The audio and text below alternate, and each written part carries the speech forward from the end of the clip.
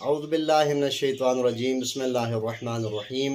اس وقت میرے ہاتھ میں کتاب ہے نہج البلاغہ، جسے علامہ سید رضی نے جمع فرمایا ہے امیر المومنین مولا علی ابن ابی طالب علیہ السلام کے مکتوبات، خطبات اور کلمات قصار کو جمع کیا گیا ہے۔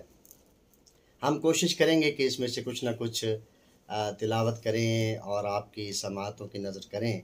آج کلمات قصار میں سے جو پہلا کلمہ ہے مولا علی علیہ السلام کا، وہ آپ کی سماعتوں کی نظر ہے۔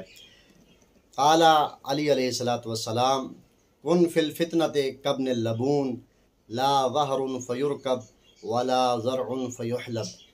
مولا فرماتے کہ فتنہ کے زمانہ میں اونٹنی کے 2 سالہ بچے کی طرح ہو جاؤ، یعنی نہ اس پہ سوار ہوا جا سکتا ہے اور نہ اس سے دودھ لیا جا سکتا ہے۔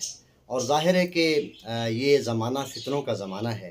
ہم نے ہوشیار اور بیدار رہنا ہے، کسی بھی فتنہ پرور کا آلہ نہیں بننا اور کسی کے ہاتھوں استعمال بھی نہیں ہونا، اور اپنے آپ کو بیدار رکھنا ہے، اپنے آپ کو آمادہ رکھنا ہے تاکہ فتنہ سے بچ سکیں، اور فتنہ سے بچ جانا یہی کمال ہے اور مومن کی علامت ہے۔